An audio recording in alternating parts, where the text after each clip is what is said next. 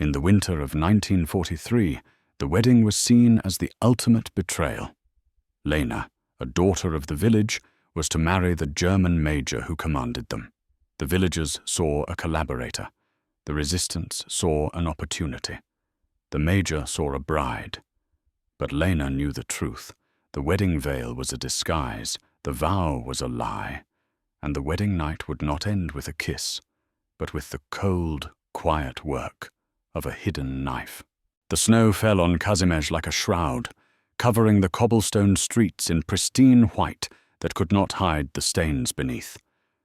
From her window in the house that had once belonged to the Goldstein family, Lena Kowalski watched the German patrol march through the market square with the mechanical precision that had become the heartbeat of occupied Poland. Their boots echoed off the ancient stones in perfect rhythm, a sound that had replaced the church bells as the village's timekeeper.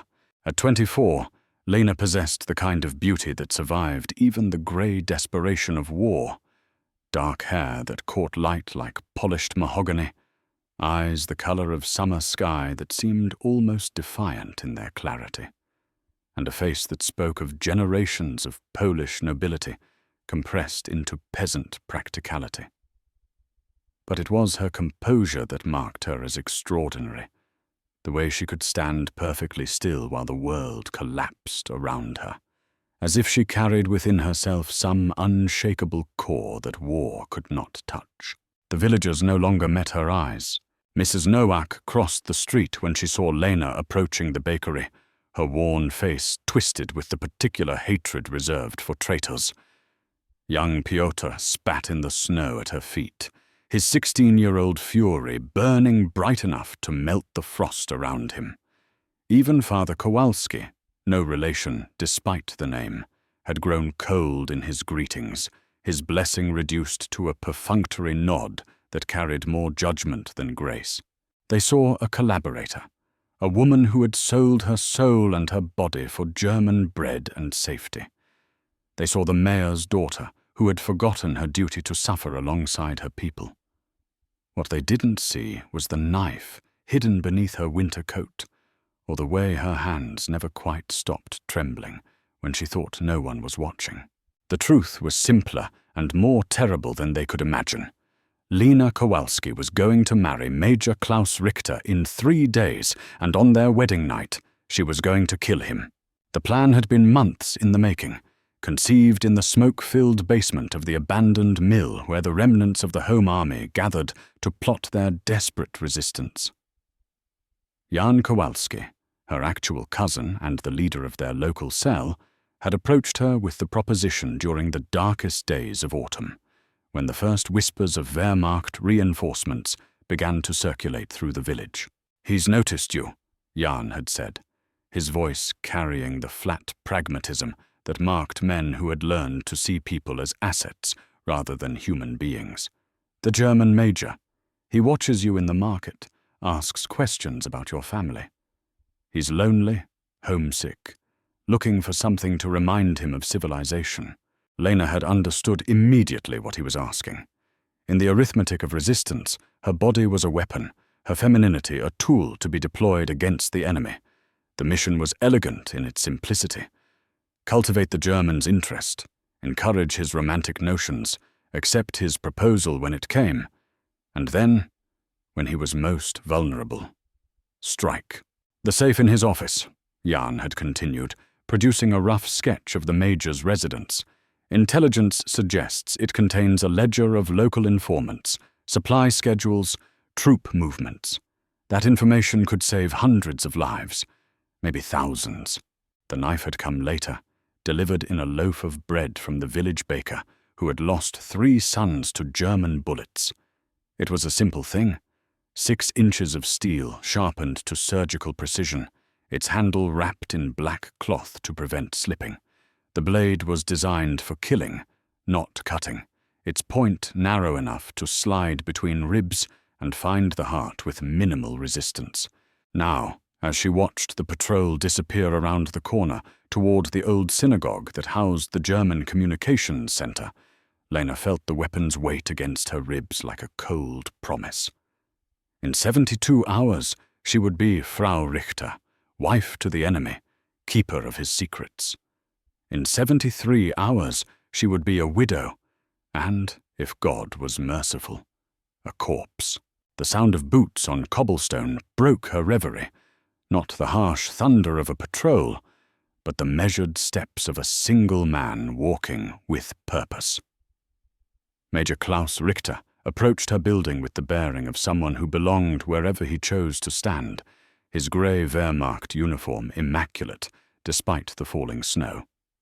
At 47, he possessed the weathered dignity of a professional soldier, his face marked by lines that spoke more of worry than cruelty. Unlike many of his colleagues, he carried no swagger, no sense of superiority born from conquest.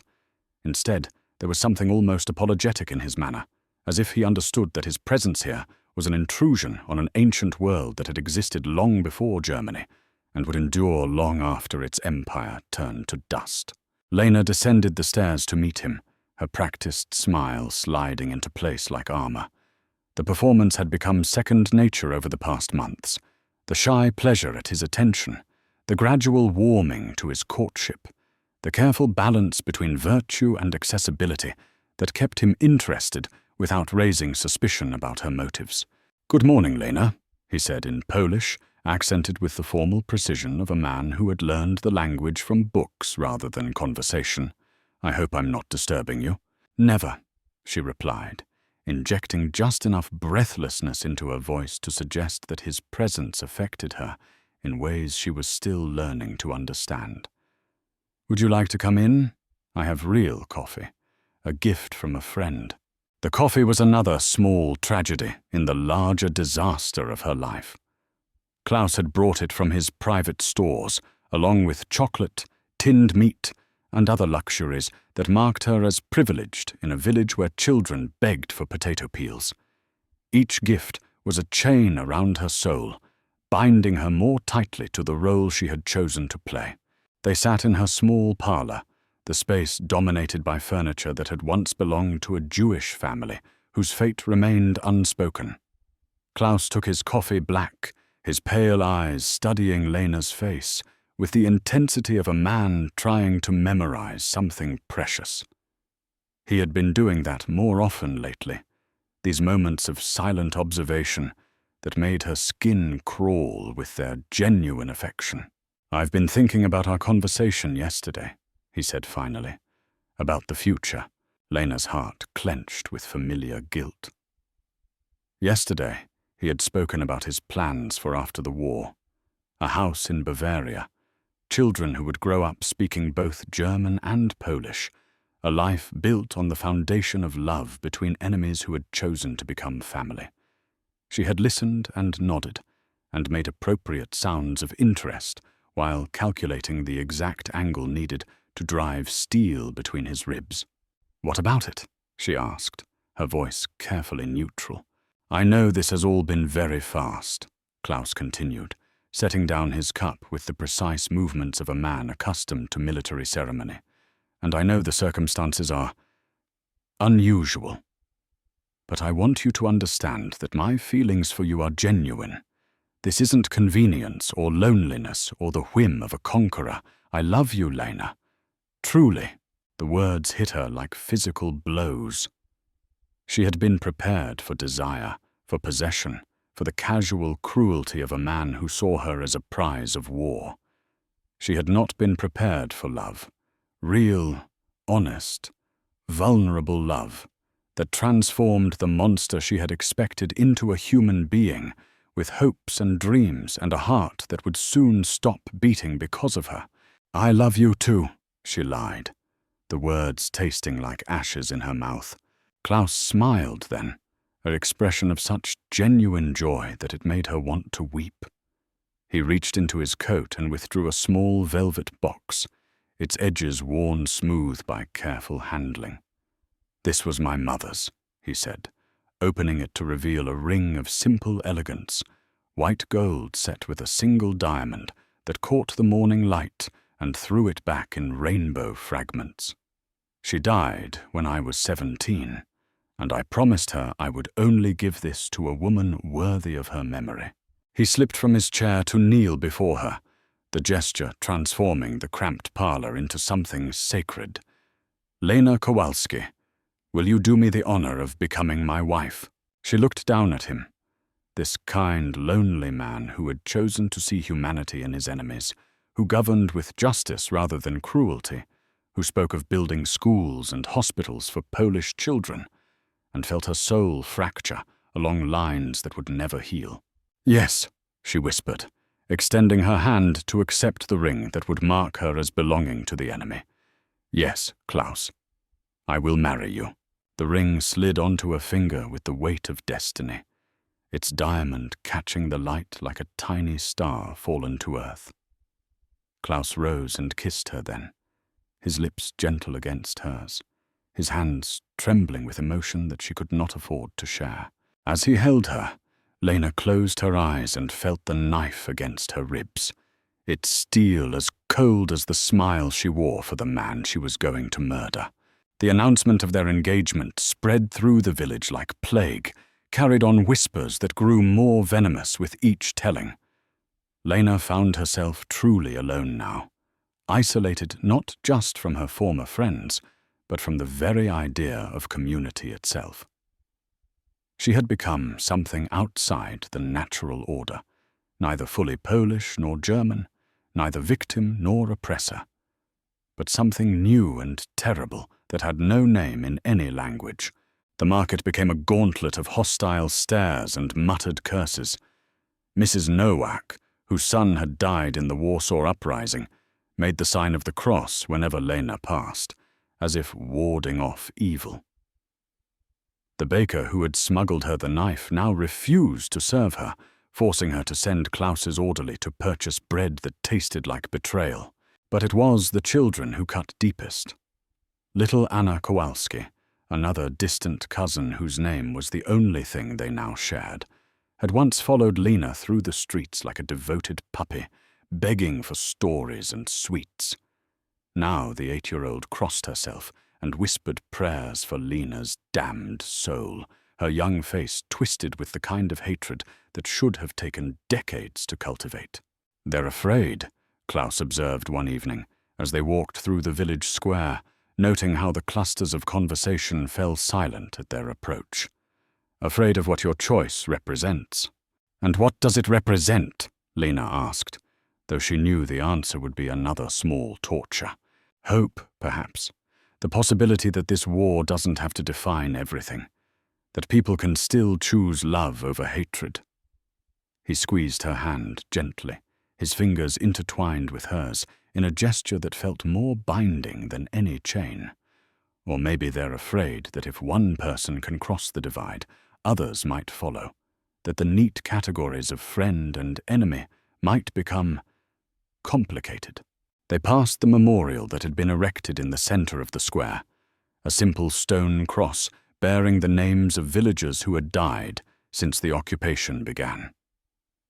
Klaus paused before it, his face grave with something that might have been genuine sorrow. "I know you think I don't understand," he said quietly, "that I can't comprehend what my presence here means to your people. But I lost friends too, Lena. Good men who died, believing they were protecting their homeland. This war has made victims of us all. It would have been easier if he had been a monster. Monsters could be killed without regret, their deaths celebrated as victories for the righteous. But Klaus Richter was not a monster. He was a man caught in the machinery of history, trying to preserve his humanity while serving a cause he privately questioned. His death would be a tragedy, not a triumph, and Lena would carry the weight of it for whatever remained of her life. The weeks leading to their wedding passed in a blur of preparations that felt like constructing an elaborate stage for a play that would end in blood. Klaus insisted on a proper ceremony in the village church, despite the obvious discomfort of Father Kowalski, who had no choice but to perform the sacrament under the watchful eyes of German soldiers. "It's important that we do this correctly," Klaus explained, as they reviewed the arrangements in his office, a room that Lena studied with the intensity of a burglar casing a target. I want your people to see that I respect their traditions, their faith. Perhaps in time, they'll understand that not all Germans are their enemies. His office was a study in contradictions, military efficiency overlaid with touches of humanity that spoke to the man beneath the uniform. Maps of the region covered one wall, marked with defensive positions and supply routes, while another displayed photographs of his family estate in Bavaria. A chess set sat on a side table, its pieces carved from black and white stone, eternally frozen in the middle of a game he played against himself during long, solitary evenings. But it was the safe that drew Lena's attention. A massive steel box built into the wall behind his desk, its combination lock gleaming with the promise of secrets that could change the course of the resistance. According to Jan's intelligence, it contained not just the ledger of informants, but detailed plans for German defensive positions, supply schedules, and communication codes. Information that could turn the tide of local operations and save hundreds of lives. "You seem distracted," Klaus observed, following her gaze to the safe. "Is something troubling you?" Lena forced herself to look away, her cheeks coloring with what appeared to be embarrassment. "I was just thinking about the wedding night," she said, the lie coming easily after months of practice. "I know it's silly, but I'm nervous." Klaus's expression softened with understanding and something deeper, a tenderness that made her want to scream with frustration. "There's nothing silly about it," he said, rising from his desk to cross the room and take her hands. "I want you to know that there's no pressure, no expectation beyond what you're comfortable with. We have the rest of our lives to build our intimacy, the rest of our lives." The phrase echoed in her mind like a death sentence, carrying the weight of a future that would last exactly one night. She looked up into his pale eyes and saw nothing but love. Honest, vulnerable, complete love that asked for nothing but the chance to grow. "You're very kind," she managed, her voice barely above a whisper. "I'm very lucky," he corrected, lifting her hand to kiss the engagement ring that had become the symbol of her deception. "In all this darkness, I found light. In all this hatred, I found love. Whatever else happens, whatever the future brings, I will thank God every day for bringing you into my life."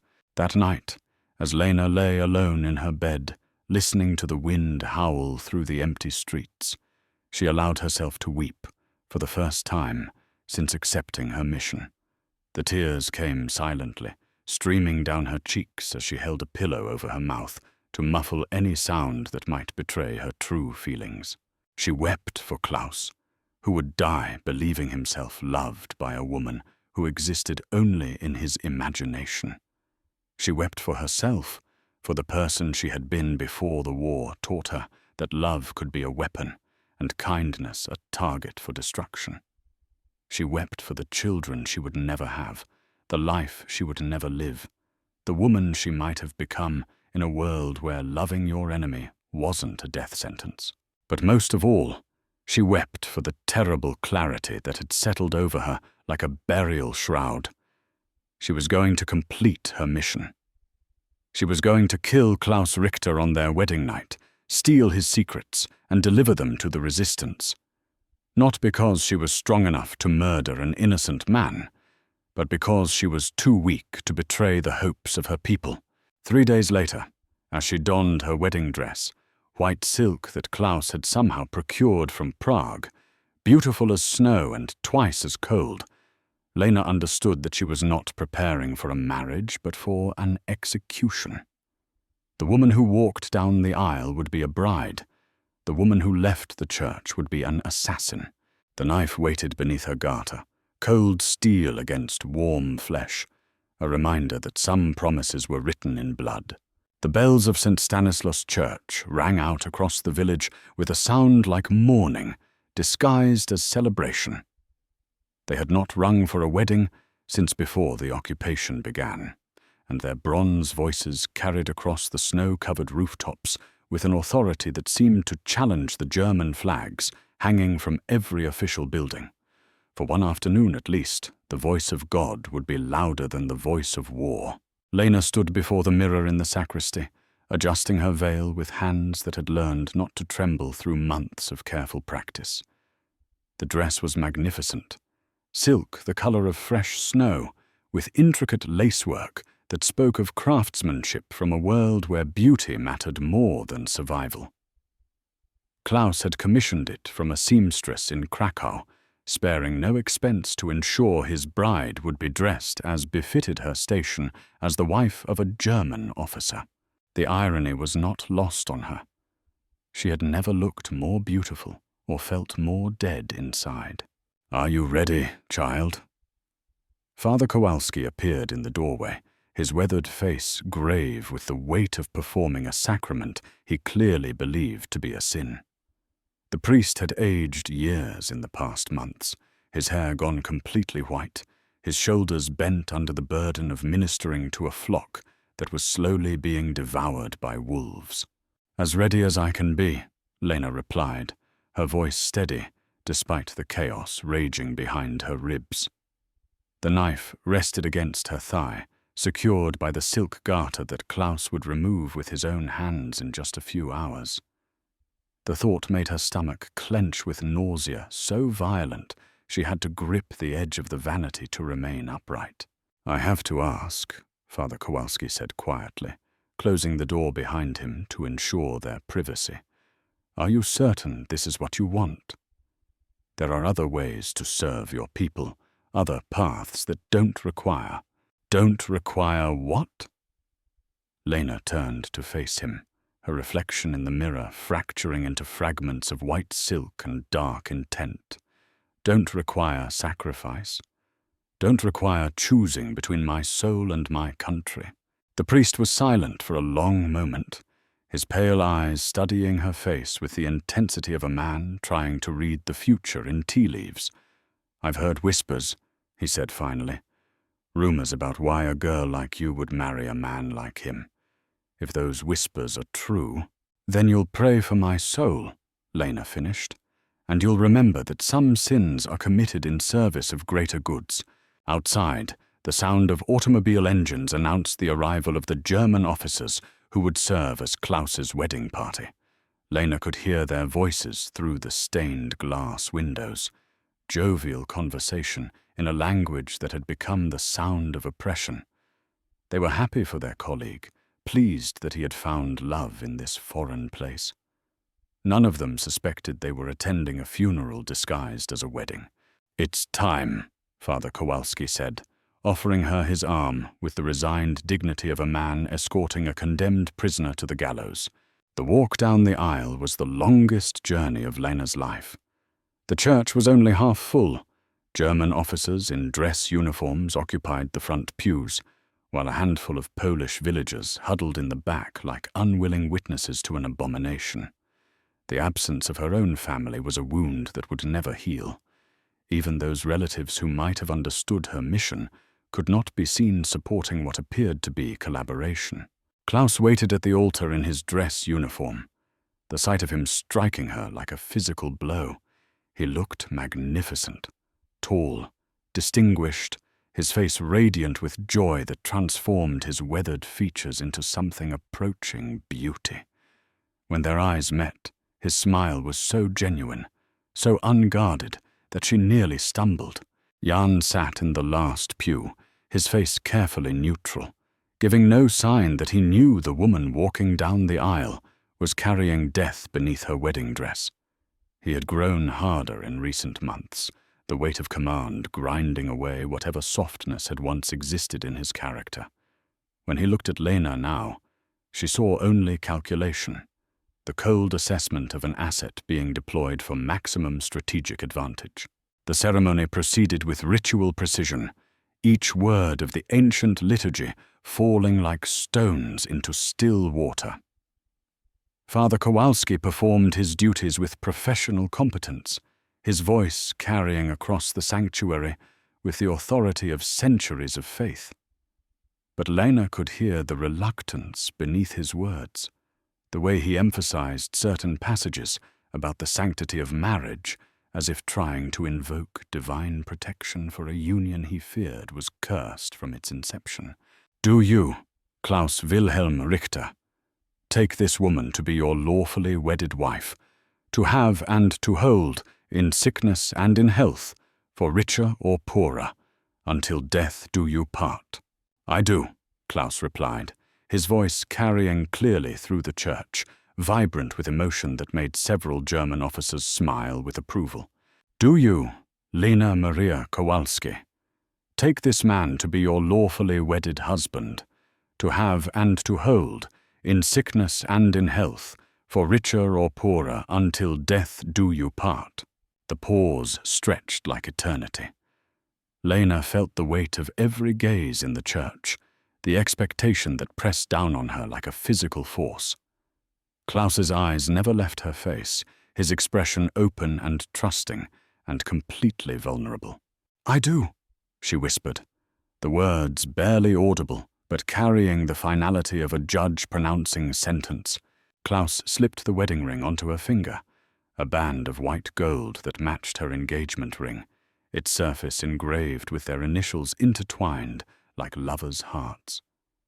His hands were steady, confident, marked by the calluses of a man who had spent his life in service to causes larger than himself.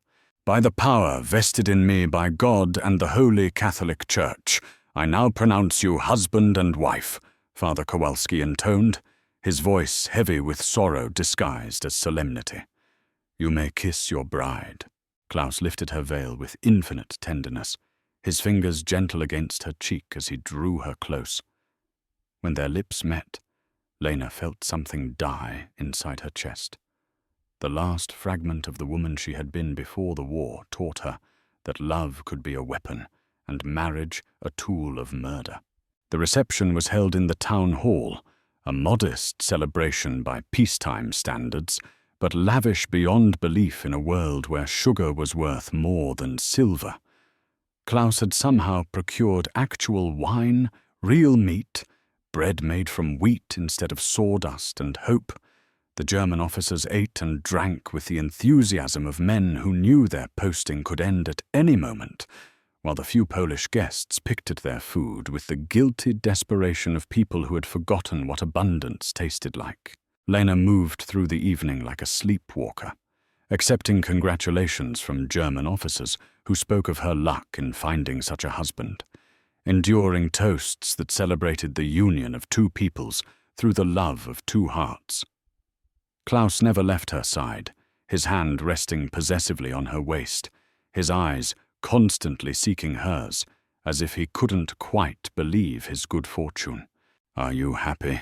He asked during a rare moment of relative privacy, his lips close to her ear as they swayed to music played by a quartet of Wehrmacht musicians. Very happy, she lied, the words coming easily after months of practice. Though I'm a little nervous about tonight. Klaus's smile was tender, understanding, free of any shadow of suspicion. We have the rest of our lives to get to know each other completely, he murmured. There's no need to rush anything. The rest of our lives. Again, those words that carried the weight of a future measured in hours rather than years. Lena rested her head against his shoulder, feeling the steady rhythm of his heartbeat, memorizing the sound that would soon fall silent beneath her hands. As the evening wore on, the celebration gradually wound down. German officers made their polite excuses and departed for their quarters, while the Polish guests slipped away into the night like shadows fleeing the dawn. Soon, only the bride and groom remained, standing alone in the decorated hall that had been transformed into a shrine to a love that existed only in one person's imagination. Shall we go home? Klaus asked, offering her his arm, with the formal courtesy that marked him as a gentleman of the old school. Home. The word hit her like a physical blow, carrying implications of permanence and belonging that made her chest ache with loss for things that had never existed.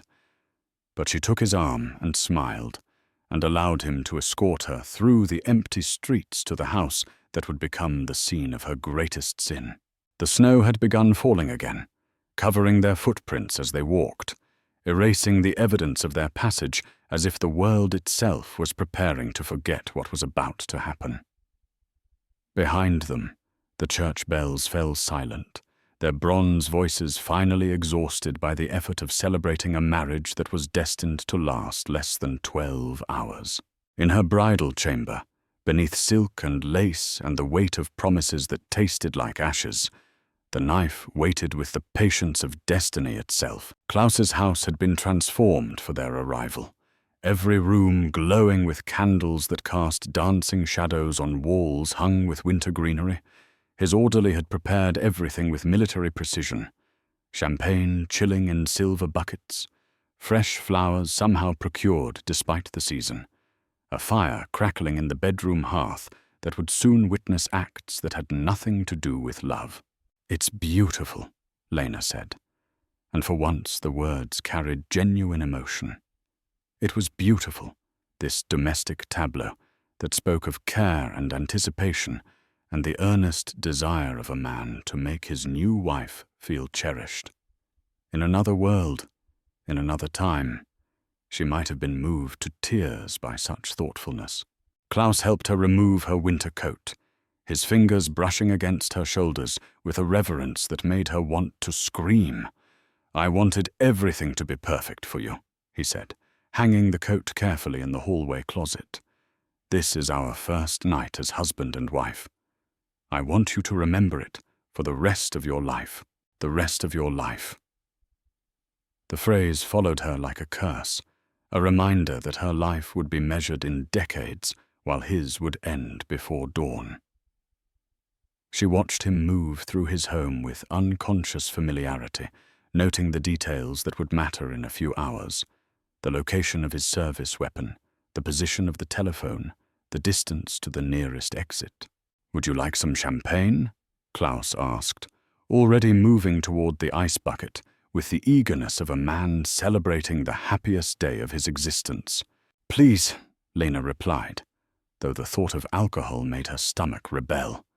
She needed her senses sharp, her hands steady, her resolve unshaken by any substance that might blur the edges of her purpose.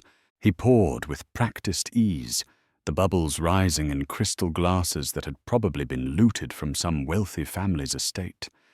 Everything in this house carried the shadow of theft, the casual appropriation that marked occupying armies throughout history. Even Klaus's kindness was built on a foundation of violence, his gentleness made possible by the brutality of others. "To us," he said, raising his glass with a smile that transformed his weathered features. "To love found in the most unlikely place, to a future built on hope rather than hatred." They touched glasses, the crystal singing with a note so pure it seemed to pierce Lena's heart. She sipped the champagne and tasted nothing but ash and regret, the bubbles bitter against her tongue. Klaus drank deeply, his eyes never leaving her face, as if he was trying to memorize every detail of this moment. "I have something for you," he said, setting down his glass to retrieve a wrapped package from the mantelpiece. "A wedding gift." Lena's hands trembled as she unwrapped it, revealing a leather-bound volume of Polish poetry. Mickiewicz's complete works, beautifully preserved despite the war's tendency to destroy anything cultural or beautiful. The inscription on the flyleaf was written in Klaus's careful handwriting: "For my beloved wife, who has taught me that beauty can exist even in the darkest times. With all my love, Klaus." "I know how much literature means to you," he said, sitting beside her on the sofa, close enough that she could smell his cologne, something expensive and subtle that spoke of civilization and refinement. "I thought you might enjoy having this in our home." Our home. Another phrase that cut like glass, carrying implications of shared futures and domestic harmony that would never exist. Lena clutched the book to her chest, feeling its weight like an accusation. "It's perfect," she whispered. and meant it. In another world, this would have been the most romantic gesture imaginable.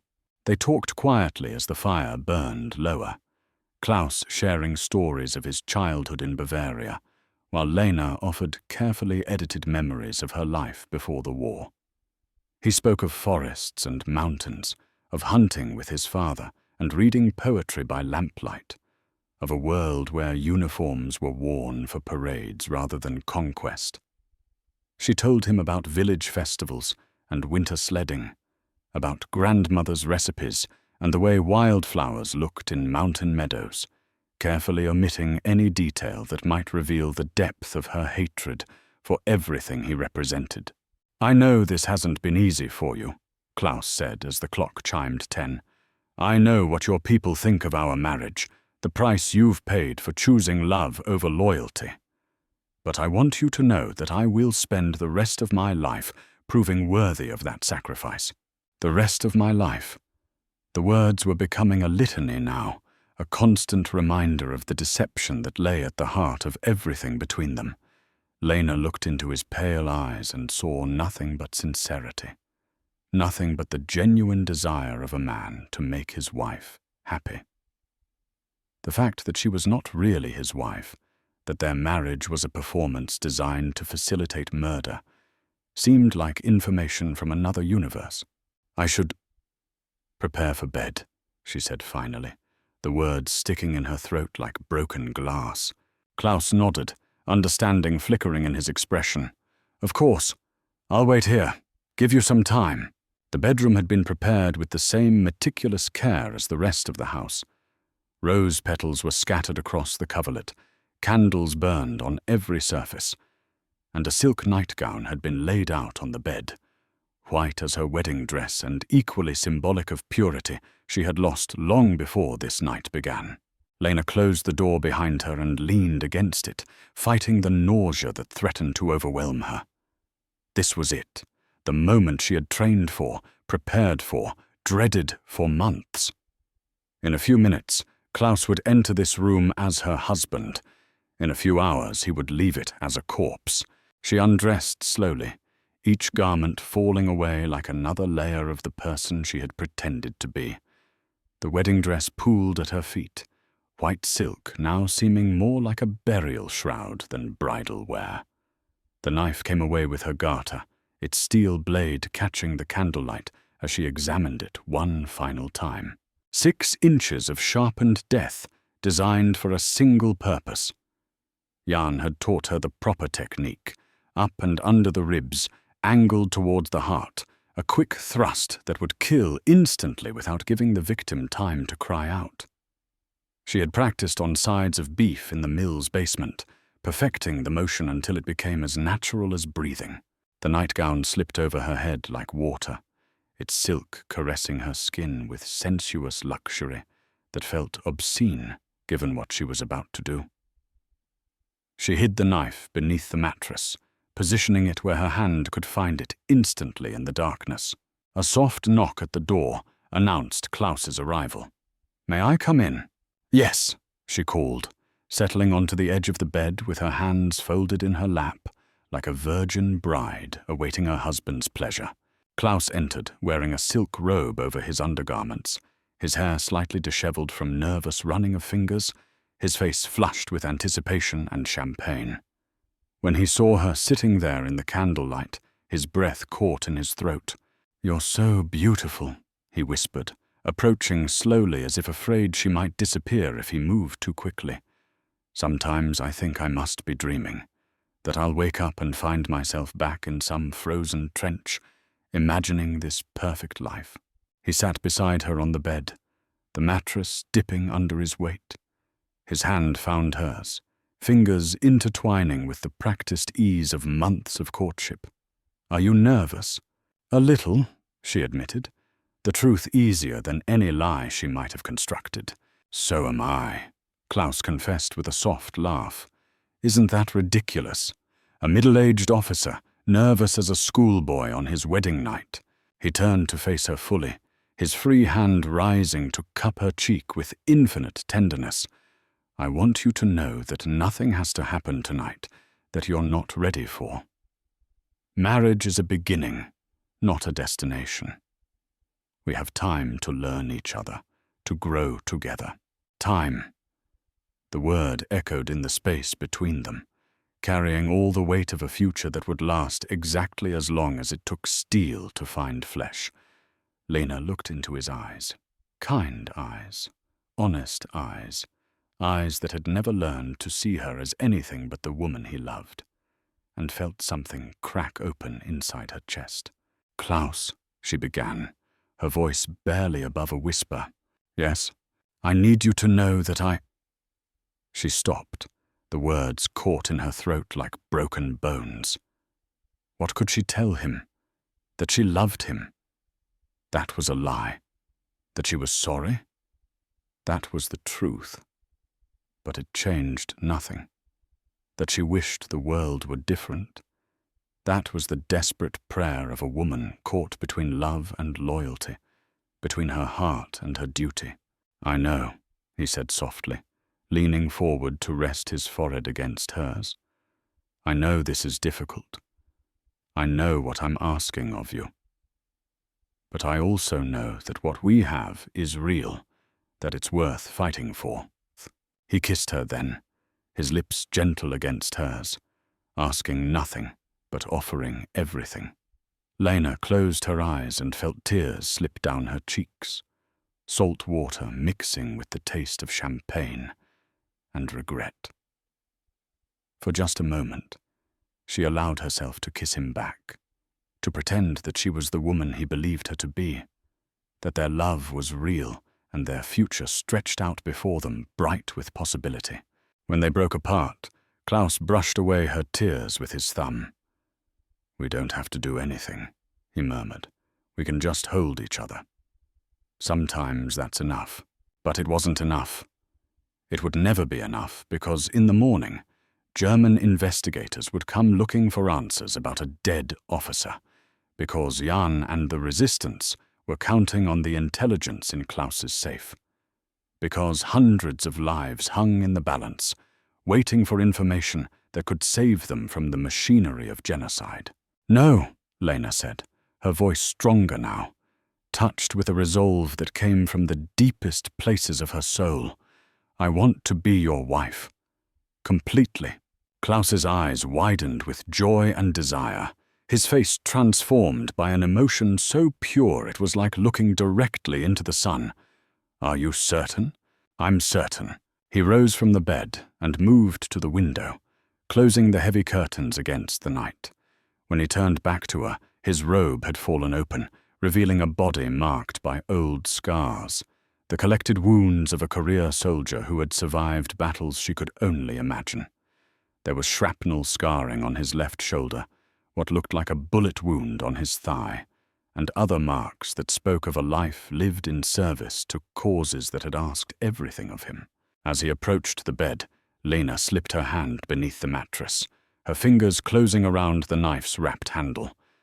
The steel was warm now, heated by her body's proximity, ready for the work it was designed to do.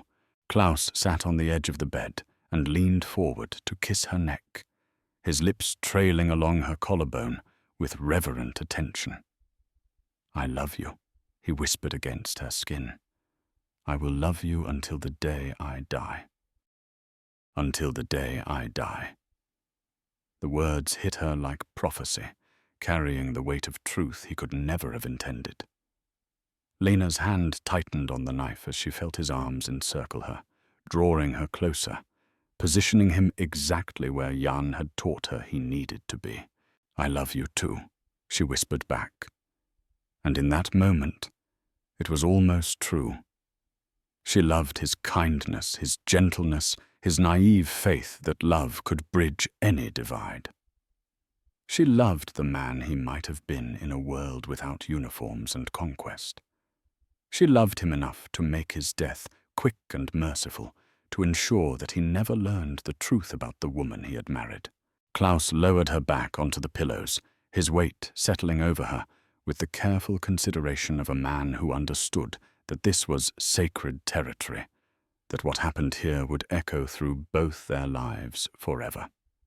His hands were gentle as they traced the silk of her nightgown, his touch reverent as prayer. "You're trembling," he observed, his voice soft with concern. "I'm nervous," she replied, which was true in ways he could never understand. "Don't be. I would never hurt you. Never." The irony was exquisite. Here was a man promising never to hurt her, while she prepared to drive steel through his heart. But that was the nature of war, wasn't it? Good people hurting other good people because history had left them no other choice. Klaus kissed her again, deeper this time, his passion carefully controlled but unmistakably present. As his lips moved against hers, Lena's hand found the knife's handle, her fingers wrapping around the familiar weight with muscle memory born of practice. This was the moment. He was vulnerable, distracted, positioned exactly as Jan had described. One quick thrust upward, between the ribs, angled towards the heart. He would have time for perhaps a single surprised breath before death claimed him. It would be over in seconds, merciful and final. Lena's hand trembled as she began to withdraw the blade from its hiding place. Klaus felt the movement and pulled back slightly, his eyes questioning. "What?" he began. "I love you," she said again, the words carrying all the weight of truth and regret and farewell she could pour into them. "I want you to remember that." Understanding flickered in his eyes, not of her intent, but of the depth of emotion behind her words. His expression softened into something transcendent, touched by joy so pure it was almost holy. "I will remember," he promised, "always." The knife cleared the mattress edge, its blade catching the candlelight like captured starfire. Klaus's eyes were closed now, his lips moving toward hers for another kiss. Completely trusting, completely vulnerable, completely unaware that death was rising toward his heart with surgical precision. Lena's arm drew back, muscles coiling for the strike that would end everything. In her mind, she could hear Jan's voice coaching her through the motion, up and under, quick and clean, no hesitation, no mercy for the enemy. One thrust, and it would be over. The kindest man she had ever known would be dead, and she would have to live with that knowledge for whatever remained of her life.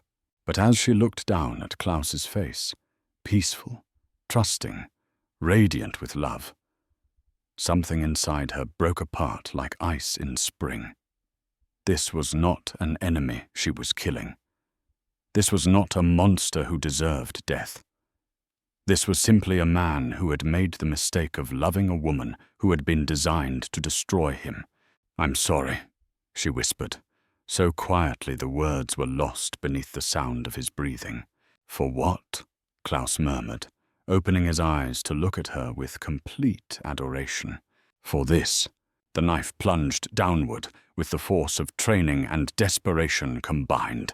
Klaus's eyes widened in shock and pain, his mouth opening in a silent scream as 6 inches of steel found the space between his ribs and pierced his heart with anatomical precision. Blood bubbled from his lips, dark in the candlelight, running down his chin to stain the white silk of her nightgown. "Lena!" he gasped, his voice carrying confusion and hurt and the beginning of understanding. "Why?" She leaned close to his ear, her own tears mixing with his blood on the pillows. "Because I had to choose between loving you and saving my people," she whispered, "and I wasn't strong enough to choose you." Klaus tried to speak again, but the blood was coming faster now, filling his lungs, drowning the words he would never have the chance to say. His hand reached up to touch her face one final time, fingers gentle even as life drained out of him. I forgive," he managed, the words barely audible. Then his hand fell away, and Klaus Wilhelm Richter was gone, taking with him the only genuine love Lena had ever known. She lay there for a long moment, his blood cooling against her skin, listening to the terrible silence that followed violence. Somewhere in the distance, a church bell chimed midnight, marking the end of her wedding day and the beginning of her widowhood. Then, because the mission required it, because hundreds of lives depended on what happened next, Lena Richter, she would always be Richter now, marked by his name and his blood, rose from the bed and began the work of becoming a thief in addition to a murderer. The safe opened on the third try, its tumblers falling into place with clicks that sounded like breaking bones in the midnight silence. Klaus had been careless with his combination. His mother's birthday, the same date he had mentioned when giving Lena the engagement ring. Even in death, his trust in her was absolute, his secrets as vulnerable as his heart had been. The ledger was exactly where Jan's intelligence had promised, a leather-bound volume thick with names, addresses, and the careful documentation of collaboration that had kept Klaus's administration functioning with minimal resistance. Lena's hands shook as she opened it, seeing familiar names written in Klaus's precise handwriting, noting the small details that marked some villagers as willing informants and others as merely broken by circumstances beyond their control. Mrs. Nowak's name appeared twice, once for reporting suspicious activity near the old mill, once for providing information about grain hidden from German requisitions. The woman who spat at Lena in the market, who crossed herself when their paths met, had been feeding intelligence to the enemy for months. Young Piotr, barely 16 and burning with patriotic fury, had told the Germans about partisan movements through the forest in exchange for medicine for his dying sister. The boy who had spat in the snow at Lena's feet was listed as reliable source for resistance activities. Page after page revealed the complex web of survival that had bound the village in chains of compromise and necessity. Good people doing terrible things to protect those they loved. Bad people finding opportunity in others' suffering. And through it all, Klaus had maintained meticulous records with the same attention to detail he brought to everything else. But it was the maps that truly mattered. Detailed drawings of German defensive positions, supply routes, communication centers, and weak points in the occupation's infrastructure. Information that could turn the tide of partisan operations across the entire region. Jan had been right. This intelligence was worth any price, even the price of her soul. Lena photographed each page with the tiny camera Jan had provided, working by candlelight with the mechanical precision of someone who had rehearsed this moment 100 times. The film advanced with soft clicks that seemed impossibly loud in the house where a good man lay dead, because she had made him trust her. As she worked, Klaus's blood dried on her nightgown, the stain spreading like accusation across white silk. She could smell it now, metallic and warm and utterly final. The scent would follow her for the rest of her life, a constant reminder of the moment she had chosen duty over love. The documents were back in the safe within an hour, everything positioned exactly as she had found it. To any investigator, it would appear that nothing had been disturbed. Klaus had simply been the victim of a robbery gone wrong, killed by an intruder who had somehow gained access to his home and murdered him for whatever valuables they could find. She ransacked the bedroom with methodical efficiency, overturning drawers, scattering papers, taking jewelry and money to support the fiction of theft. Klaus's service weapon disappeared into the hiding place beneath loose floorboards where she would retrieve it later, along with the camera containing pictures that could save hundreds of lives. The hardest part was the blood. Klaus had bled extensively, soaking the sheets and pillows, staining the mattress with evidence of violence that could not be explained away.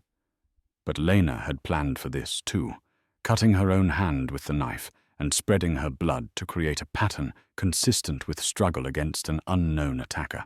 By the time she screamed for help, her voice carrying across the village like the cry of a wounded animal, she had become the perfect victim, a new bride discovered beside her murdered husband, her nightgown torn and bloody, her face a mask of shock and grief that required no acting to achieve. The German soldiers who responded found exactly what they expected to find: a Polish woman destroyed by trauma, a Wehrmacht officer killed by local partisans, and a crime scene that spoke of brutal efficiency rather than passion. Lena's performance was flawless because it was built on genuine emotion: grief for the man she had killed, horror at what she had done, terror at what the consequences might bring. "Who could have done this?" she sobbed as Klaus's orderly covered the body with a sheet, his young face pale with shock. "Who could have killed such a good man?" The question echoed through the house like an accusation, and in her heart, Lena knew the answer. She had.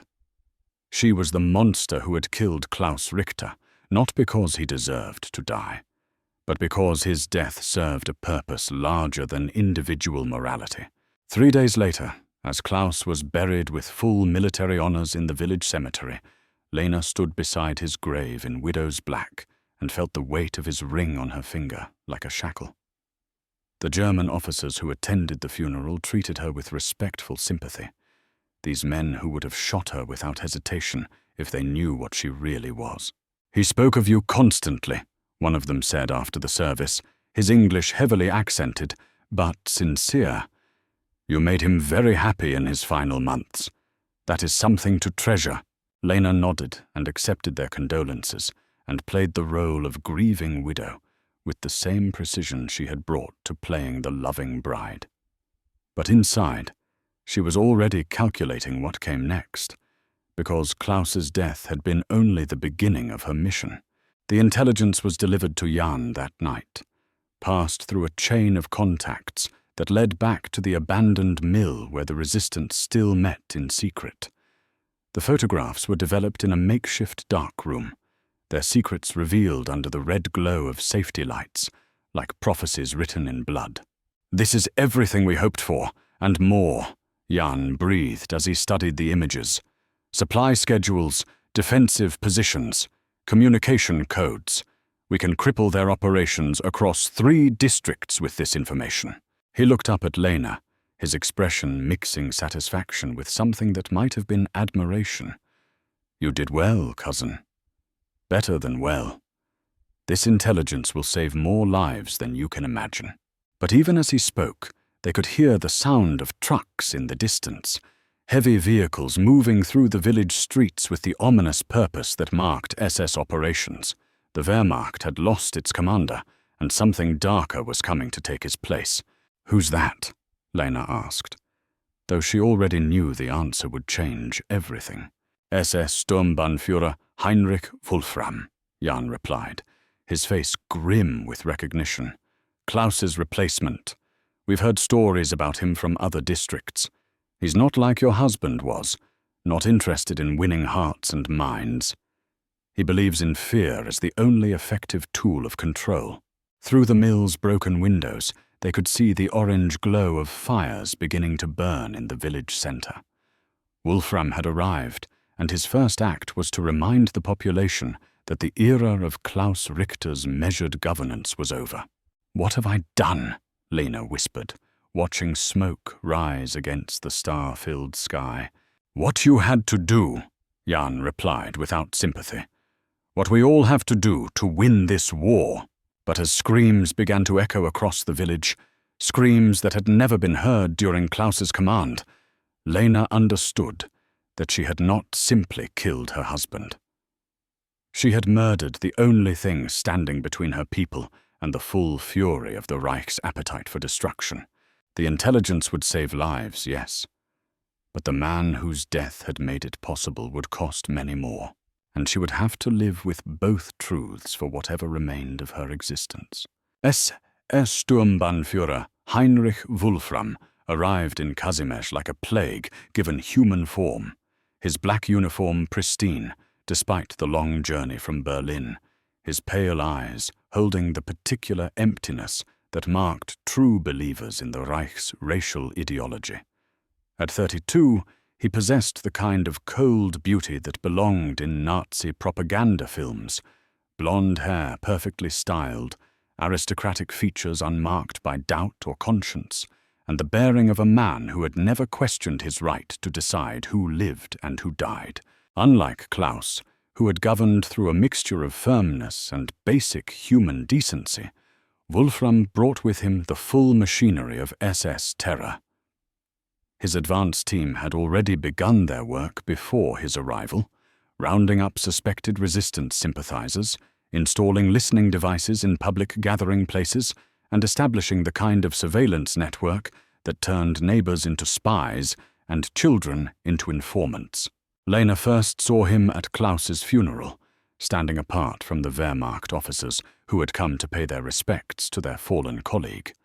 While the others showed genuine grief for a man they had known and liked, Wolfram studied the proceedings with the detached interest of a scientist observing specimens in a laboratory. His gaze lingered on each face in the crowd, cataloguing features, noting reactions, building mental files on every person present. When his eyes met hers across Klaus's grave, Lena felt something cold settle in her chest.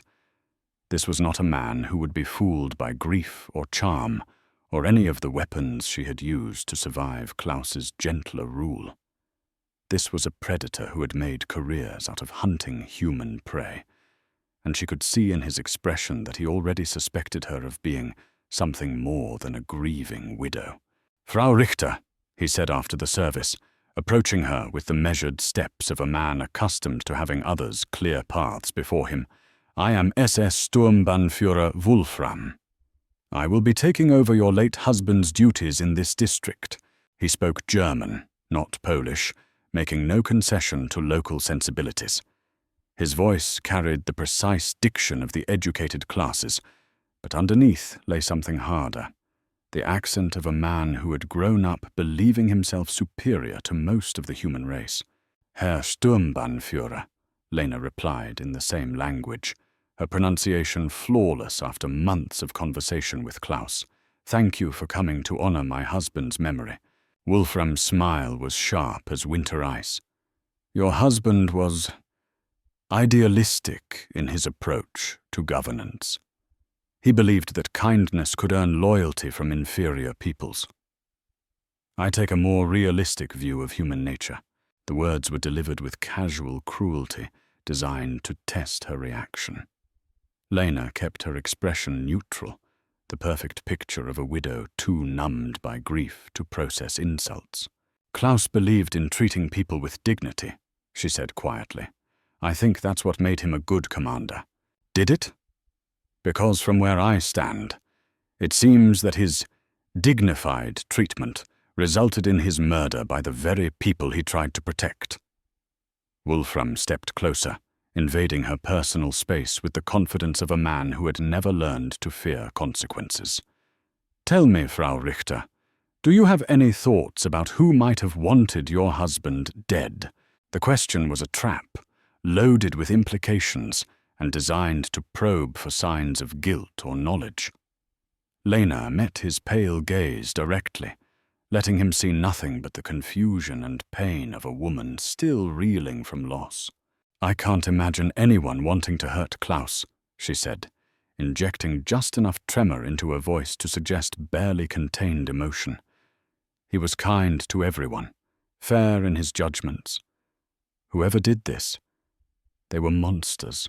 Wolfram studied her for a long moment, his expression unreadable.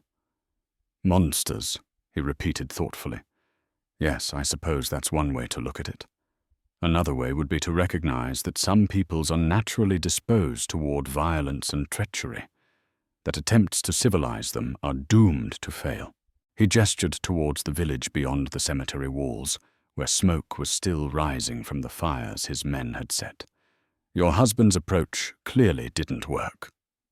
Perhaps it's time to try something more direct." The fires had started within hours of Wolfram's arrival, not random acts of destruction, but carefully targeted statements of intent. The community center where villagers had gathered for meetings during Klaus's administration had been burned to the ground. The small library that Klaus had helped establish was reduced to ashes, its books fuel for flames that lit the night sky.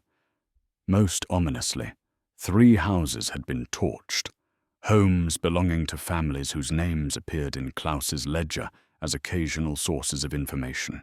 Mrs. Nowak's house was among them. Lena had watched from her window as the elderly woman stood in the street, clutching a single photograph to her chest, while everything else she owned turned to smoke and cinders. The woman who had spat at Lena in the market, who had crossed streets to avoid her, was now homeless because she had appeared in the wrong column of the wrong ledger at the wrong time. The irony was exquisite and terrible. Wolfram was destroying Klaus's informants based on intelligence he had found in Klaus's own files. The very network that had kept the village relatively peaceful under Wehrmacht rule was being systematically eliminated by the SS, which viewed any contact with the local population as evidence of unreliability. The previous administration clearly suffered from a lack of proper security measures, Wolfram continued, his voice carrying across the cemetery like a judgment pronounced over the dead. I intend to rectify that situation immediately. Behind him, his SS men moved through the crowd of mourners with clipboards and cameras, documenting every face, every reaction, every detail that might prove useful in future investigations. They worked with the methodical efficiency of an assembly line, reducing human beings to data points in a vast machine of oppression. "What does that mean for the village?" Lena asked, though she already knew the answer would be terrible.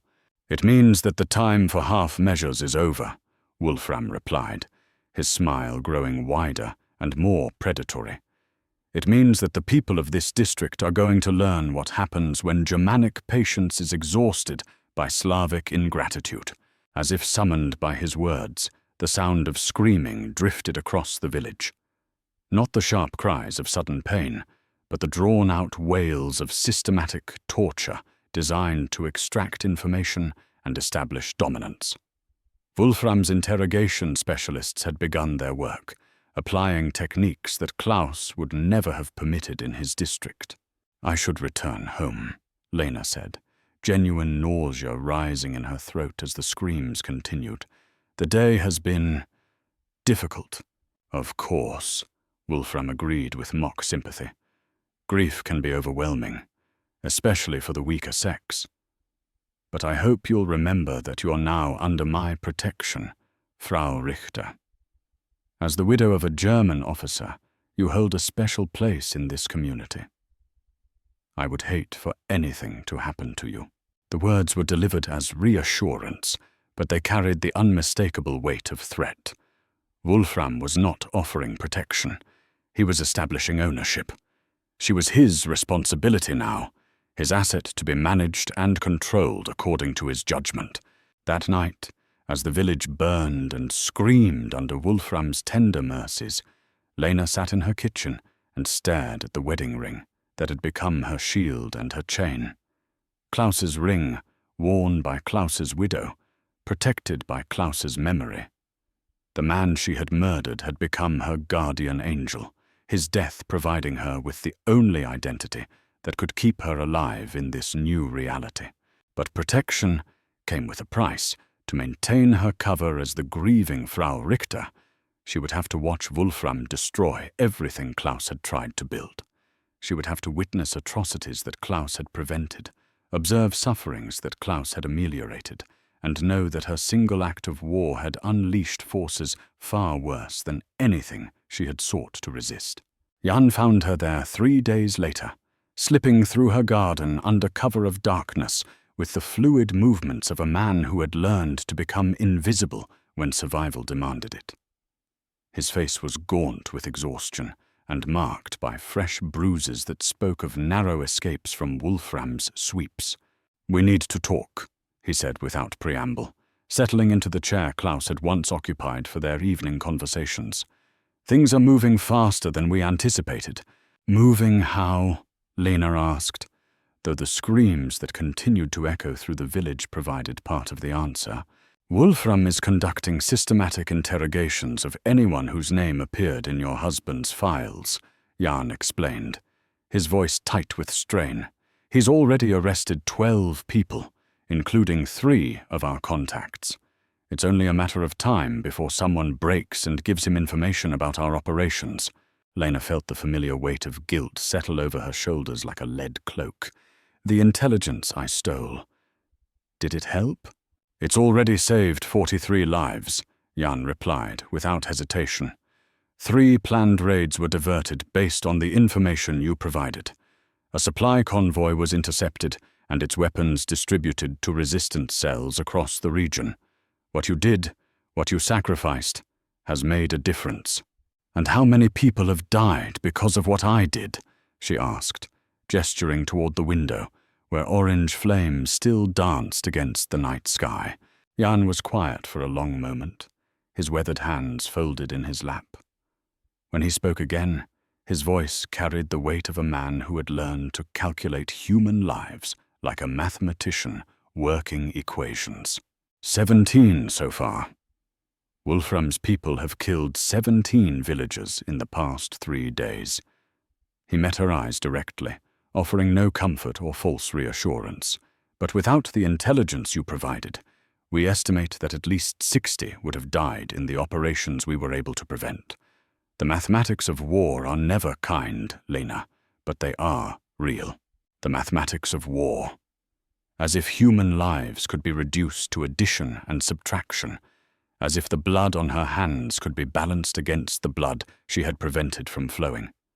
Lena understood the logic, accepted its necessity, but it did nothing to ease the weight of guilt that pressed down on her like a physical force. "What happens now?" she asked. "Now you become our most valuable asset," Jan replied, his expression growing harder.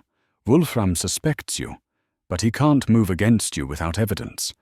Your position as Klaus's widow gives you protection and access that no other agent could achieve.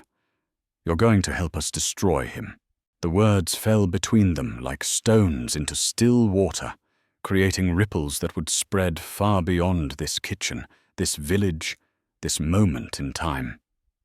Lena looked at her cousin, this man who shared her blood but had become something colder and more calculating than the boy she had grown up with, and understood that her war was far from over. Klaus's death had been the beginning, not the end. The bride had become a widow. The widow would become something else entirely. In the distance, the screaming continued, punctuated by the sound of breaking glass and the mechanical efficiency of boots on cobblestone. Wolfram's new order was establishing itself with the methodical brutality that marked all SS operations, and somewhere in that darkness, new opportunities for resistance were being born from the ashes of the old. The game had changed, but it was far from finished. The interrogation chamber that Wolfram established in the basement of the town hall would have been unrecognizable to anyone who had known the building during Klaus's administration. Where Klaus had conducted business in a simple office furnished with a desk and comfortable chairs, Wolfram had created something from the depths of human nightmares. A sterile space equipped with instruments designed for the methodical extraction of information through the application of precisely calibrated pain. Lena first saw it 3 weeks after Klaus's funeral, when Wolfram summoned her for what he termed a routine interview regarding your late husband's security protocols. The invitation was delivered by one of his SS men with the courteous efficiency that marked all Reich bureaucracy, but the underlying message was clear. Attendance was not optional. She dressed carefully for the occasion, choosing the kind of conservative black dress that befitted a grieving widow, while ensuring that Klaus's wedding ring was prominently displayed on her left hand. The ring had become more than jewelry. It was armor, a talisman that proclaimed her protected status to anyone who might question her right to exist in this new order. The town hall's main floor appeared unchanged from Klaus's time, but she could smell the difference. Disinfectant and fear, the particular cocktail of chemicals and human terror that marked places where systematic violence had become routine. Wolfram's secretary, a pale young man who spoke Polish with a Berlin accent, directed her to wait in a chair outside his office with the kind of professional courtesy that made atrocity seem civilized. When Wolfram finally received her, he was seated behind Klaus's old desk, though the office had been completely transformed. Klaus's maps and photographs had been replaced by charts showing population statistics and racial classifications. Where Klaus had kept books of poetry and philosophy, Wolfram displayed copies of racial theory and administrative efficiency guides. Even the furniture had been changed. The comfortable chairs where Klaus had conducted his gentle interrogations replaced by hard wooden seats designed to keep subjects uncomfortable and compliant. "Frau Richter," Wolfram said, without looking up from the file he was reviewing. "Thank you for coming. Please sit."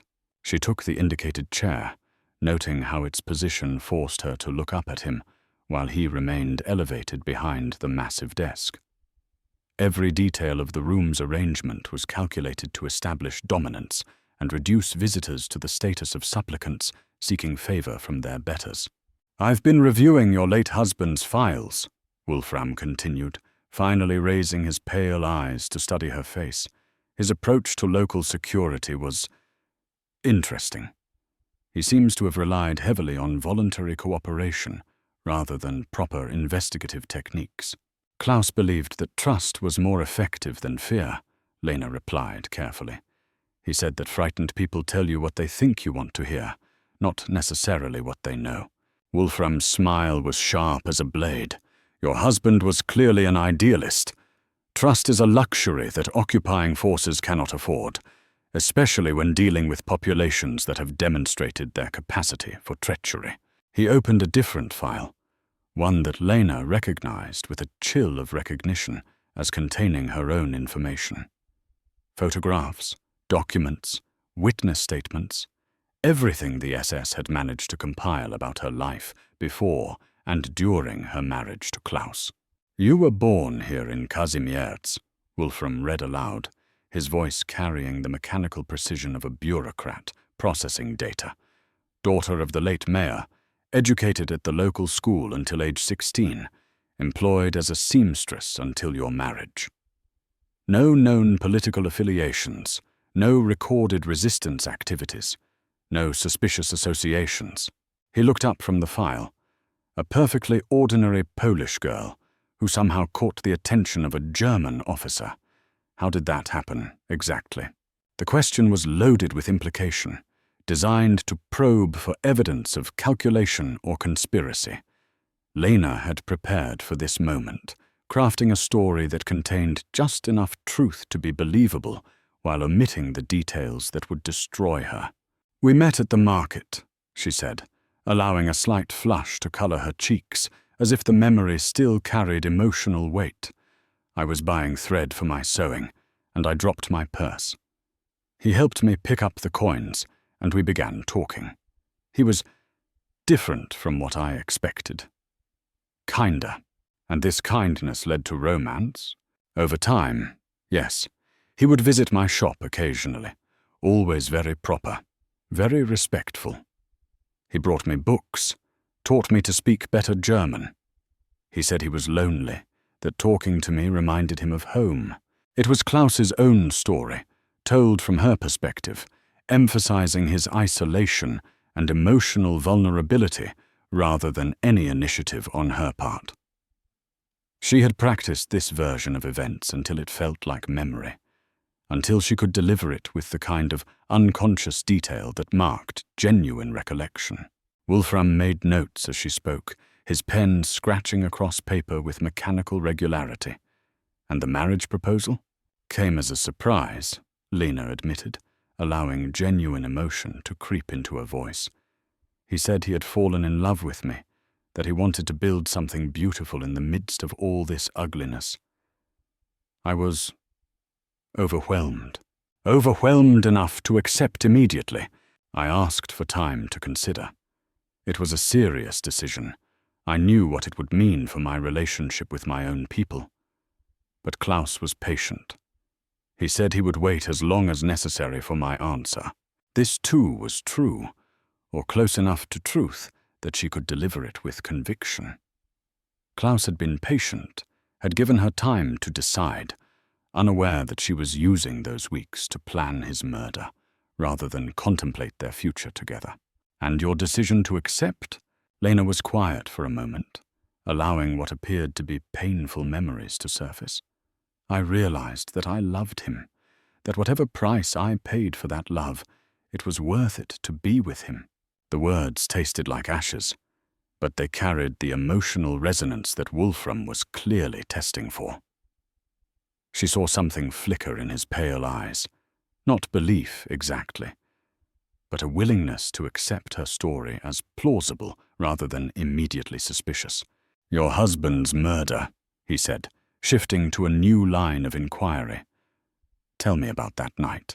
This was the most dangerous ground, the territory where a single wrong detail could destroy everything she had built. Lena took a shaky breath and launched into the performance that would either save her life or seal her death warrant. "We had just returned from our wedding reception," she began, her voice dropping to barely above a whisper. "Klaus was so happy. He kept talking about our future, the children we would have, the house he wanted to build after the war. We opened a bottle of champagne, and he gave me a book of Polish poetry as a wedding gift." She paused, letting what appeared to be genuine emotion overcome her. In truth, the emotion was real. Grief for the man she had killed, horror at what she had done, terror at the consequences that were still unfolding. "I went to prepare for bed," she continued. "When I came out of the bathroom, the bedroom was dark. I thought Klaus was already asleep, but when I approached the bed—" She stopped, covering her face with her hands in a gesture of remembered trauma. "What did you see?" Wolfram prompted, his voice carrying none of the sympathy that Klaus would have shown. "Blood. So much blood." Klaus was lying there with a knife in his chest, his eyes open, staring at nothing. I screamed and ran to him, tried to stop the bleeding, but it was too late. He was already gone. "You saw no one else? Heard no sounds of struggle?" "Nothing. Whoever did it must have been very quiet, very skilled.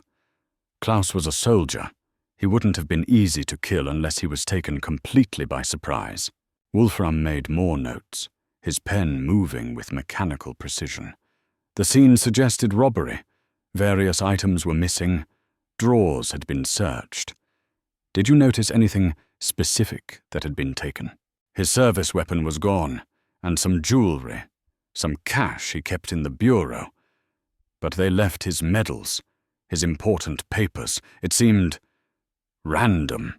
This, too, was calculated truth. She had taken items that a common thief might steal while leaving behind things that would have required specific knowledge to identify as valuable. The performance had to be perfect, because Wolfram was clearly intelligent enough to spot inconsistencies. "Have you formed any theories about who might have been responsible?" Lena shook her head, allowing tears to gather in her eyes. "Klaus said there were still partisans in the area, resistance fighters who saw him as an enemy. But he always believed he could win them over with fair treatment." Maybe. Maybe he was wrong. It was a masterful touch, suggesting partisan involvement, while simultaneously emphasizing Klaus's naive faith in human goodness. It gave Wolfram what he wanted to hear while positioning her as a victim of the same forces that had killed her husband. "Indeed," Wolfram said, closing the file with finality. "Your husband's faith in the better angels of human nature appears to have been misplaced. I do not intend to make the same mistake." He rose from behind the desk, signaling that the interview was concluded. "Thank you for your cooperation, Frau Richter. I'm sure we'll have occasion to speak again soon." The dismissal was polite, but absolute. Lena gathered her purse and coat, moving toward the door with the careful steps of a woman who had just relived the worst night of her life. But as she reached for the handle, Wolfram's voice stopped her. "One more thing," he said, his tone carrying new weight. I trust you understand that your position in this community has changed since your husband's death. You are no longer just a Polish civilian. You are the widow of a German officer.